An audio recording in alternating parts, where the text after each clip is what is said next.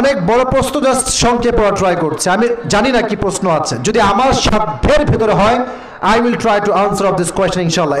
If it is out of my capacity, then I will not able to be answer of this question. Okay, so firstly I would like to say sorry. যদি হয় বলবো, নয় আগেই দুঃখিত।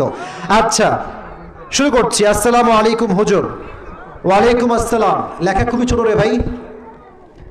আশা করি ভালো আছেন হুজুর। আমি খুবই বিপদের মধ্যে আছি।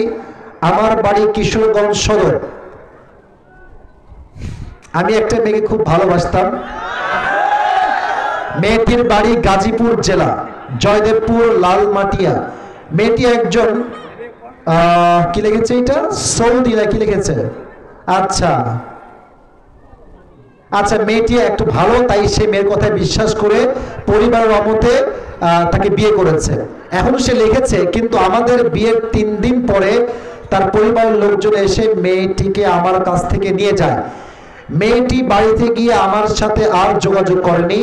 আমার সাথে যোগাযোগ না করায় আমার কোনোভাবেই সময় কাটে না, রাতে ঘুম হয় না।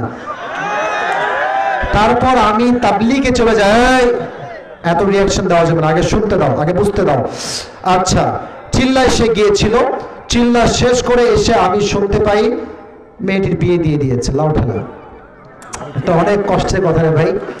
এখন সে লিখেছে, ও আমাকে ভুলে গিয়ে টাকার লোভে ওই আমেরিকা প্রবাসী ছেলেকে বিয়ে করে ফেলেছে, কিন্তু তারা আমার কাছ থেকে তালাক নেয়নি। সে আমায় কথা দিয়েছিল সারা জীবন পাশে থাকবে। আমিও তার কথা সারা জীবন বিশ্বাস করেছি সরল মনে। আচ্ছা ঠিক আছে, যেহেতু সে একজন কি লিখেছে, কওমি আলেমা, ও কওমি মাদ্রাসার ছাত্রী। এখন আমার খুবই কষ্ট হয়, নির্ঘুম রাত কাটে। আমার করণীয় কি? 2-1 লোক বেঈমানি করে উঠেছেন, এটা খুবই বড় বেঈমানি করেছেন। আপনারা এই মেয়ের মতো বেঈমান হয়ে গিয়েছেন, কাজটা ঠিক হয়নি। আচ্ছা, আমি উত্তর দিচ্ছি। দেখো, যদি কোনো মেয়ে তার প্রথম স্বামীর থেকে তালাক না নিয়ে অন্য জায়গায় বিয়ে করে, তার বিয়ে শরীয়ত সম্মতভাবে কখনো জায়েজ হবে না, হবে না, হবে না, হবে না।